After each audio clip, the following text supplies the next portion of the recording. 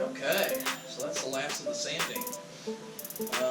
Well, that's it. The false floor is finished with laying fiberglass and resin. So we want to recap on some things.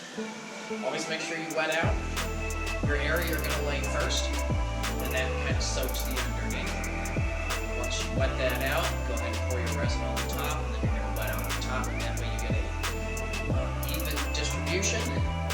If you see any spots that look darker compared to, there might be like a whitish circle on your fiberglass, that area is not thoroughly wetted out. Go ahead and wet it out. When you're initially wetting out your actual fiberglass, make sure you use a brush.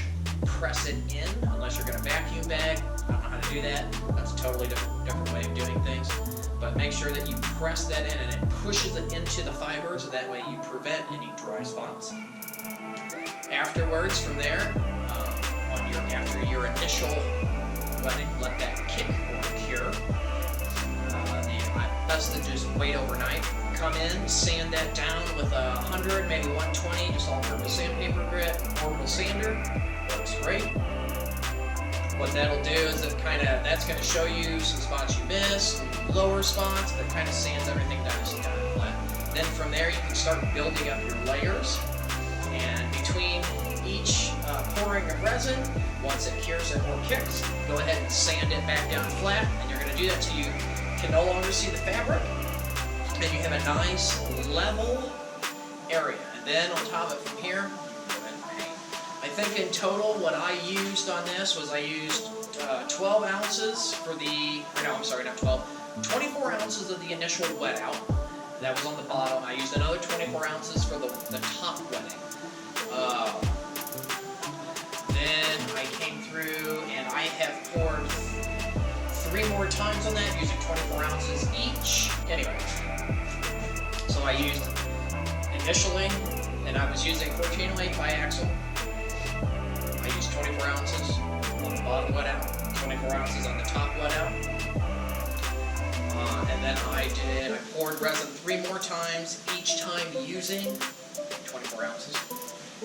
After that, now I did sand in between each one, like I said. So now in my final sanding, I went and I felt around. A lot of this, and I used pigment. I put pigment into my resin, so it's pigmented. And it's kind of hard to see if you've got a lower spot, so a lot of it you have to go by feel. You can feel it when you run your hand through it. Also, it dips down, that's your low spot.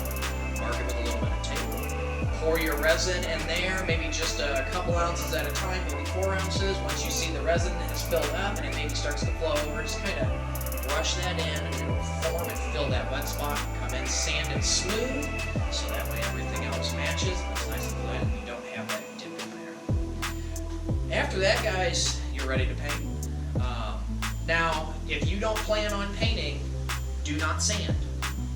Just make sure that you pour enough resin, okay, that you won't have the dips. It'll kind of self-level itself out.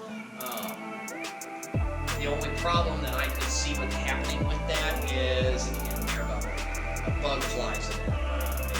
Part of where you're pouring, if your cup has like a chunk of something that falls in there, it can break. Now, a vacuum bagging could probably prevent you, but like I said, I'm not doing that. Well, that's it on how to lay fiberglass like a pro, guys. So don't forget, like and subscribe. Shoot me a comment if you guys have anything that you would like to see me do, or maybe you've got a question of something that I'm working on. Just go ahead and send me a direct message or put something in the comments. As soon as I see them, I will answer them. All right, guys.